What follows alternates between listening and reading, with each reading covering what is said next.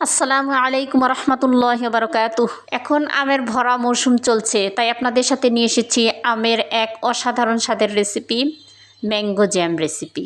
একদম সহজ উপায়ে ঘরোয়া পদ্ধতিতে আপনাদেরকে তৈরি করে দেখাবো। যে কেউ আমার প্রসেস অবলম্বন করলে পারফেক্ট ম্যাঙ্গো জ্যাম তৈরি করতে পারবে। তাহলে চলুন জেনে নিই। আমি 5টি আমের ম্যাঙ্গো জ্যাম তৈরি করব, সেজন্য আমগুলোর খোসা ছাড়িয়ে নিচ্ছি। আপনারা চাইলে আম কম বেশি নিতে পারেন। 5টি আমের খোসা ছাড়িয়ে নিয়েছি। এবার আমি একটি প্যান নিয়ে নিচ্ছি, তার উপর একটি স্ট্রেইনার বসিয়ে দিচ্ছি। এরপর খোসা ছাড়িয়ে নেওয়া আমগুলো চেপে চেপে রস বের করে নিচ্ছি। এভাবে সবগুলো আম চেপে চেপে রস বের করে নিচ্ছি। বন্ধুরা, আমার ভিডিওটি ভালো লাগলে অবশ্যই একটি লাইক দিবেন, কমেন্ট করে পাশে থাকবেন। ইউটিউব থেকে দেখলে সাবস্ক্রাইব করবেন এবং ফেসবুক থেকে দেখলে ফলো করতে কিন্তু ভুলবেন না। এবার স্ট্রেইনার দিয়ে হাত দিয়ে চেপে চেপে সেঁকে নিচ্ছি। দেখতে পাচ্ছেন আমি কিভাবে সেঁকে নিচ্ছি।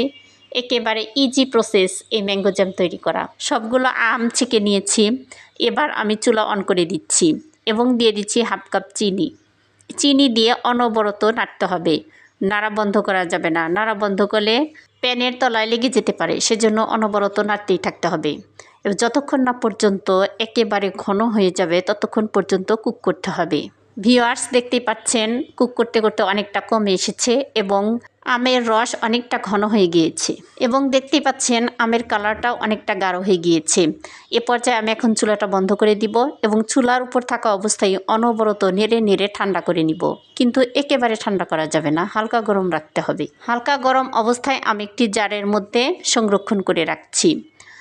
হালকা গরম থাকা অবস্থায় এই জারের মধ্যে সেট হতে দিতে হবে। এরপর এই জারের মধ্যে রাখা জ্যাম পুরোপুরি যখন ঠান্ডা হয়ে যাবে তখন এর ঢাকনা লাগিয়ে সংরক্ষণ করে রাখবো। এভাবে এই জ্যাম 3-4 মাস সংরক্ষণ করে রাখা যাবে। অসাধারণ স্বাদের এই ম্যাঙ্গো জ্যাম অবশ্যই বাসায় ট্রাই করবেন। আল্লাহ হাফেজ।